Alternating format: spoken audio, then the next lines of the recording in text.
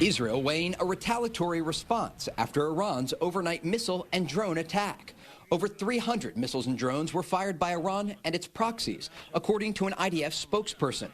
Israel, with the help of key Western allies, including the U.S., United Kingdom, and Jordan, were able to intercept the majority of the projectiles. This was the first time that such a coalition worked together against the threat of Iran and its proxies in the Middle East. The White House calling Israel's defense effort a military success. That's a terrific testament to the superiority of the Israeli military, but also to our own military superiority. But also warning that the U.S. does not want to see this conflict spread into a wider war or participate in a counterstrike, something President Biden made clear to Israeli Prime Minister Benjamin Netanyahu during a phone call. Our actions have been purely defensive in nature. Our goal is to de-escalate and then get back to the issue at hand, securing an end to the conflict in Gaza. Iranian military officials warning that if Israel retaliates, Iran's next operation will be, quote, much larger, the threat sparking global concern.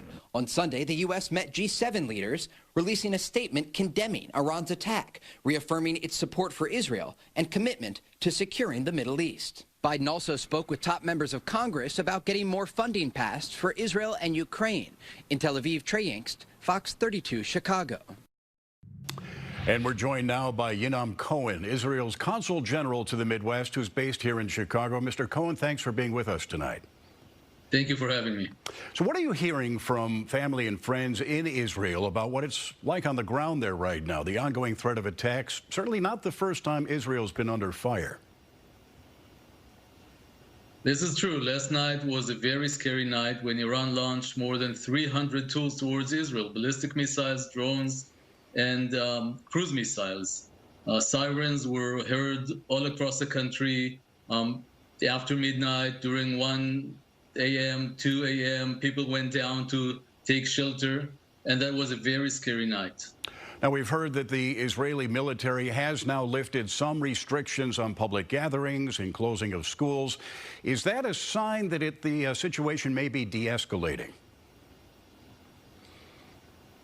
It is a sign that we do not anticipate at the moment further attacks from Iran, and we can go back to normalcy, but at the same time, we remain very alert because it's not only about Iran, but also its proxies, Hezbollah, Hamas, the Houthis in Yemen, that remain a serious danger to Israel. Because what we saw last night was probably the most complex and vast attack that we've seen in the history of war. But at the same time, I have to say that last night was also a great accomplishment for Israel, a great success, because of two reasons. The first one is that 99% of the missiles and drones that were launched towards Israel were intercepted. Only very few of them fell within Israeli territory. And I think that the second one, which is also very important, is the fact that Israel did not do it alone. We did it together with a coalition, international coalition led by the United States, together with the United Kingdom, with France, and some of our Arab neighbors, Jordan, Saudi Arabia, and that is a very strong signal. I think that the most important lesson from that is, that the Middle East is not about Israel and the Arabs, it's more of the moderates, which include Israel, Saudi Arabia, Egypt, and Jordan, versus Iran and its terrorist proxies, Hezbollah, Hamas, and others. So given that almost all of the Iranian rockets and drones, you say, were intercepted and did not reach their targets, is that going to impact the measure of Israel's response to this?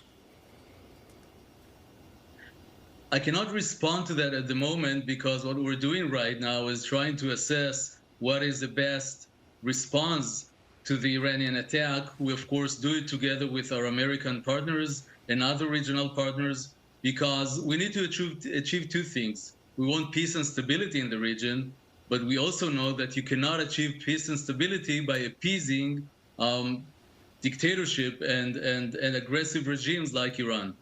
Yinam Cohen, Israel's Consul General to the Midwest, thanks for your time tonight. Thank you.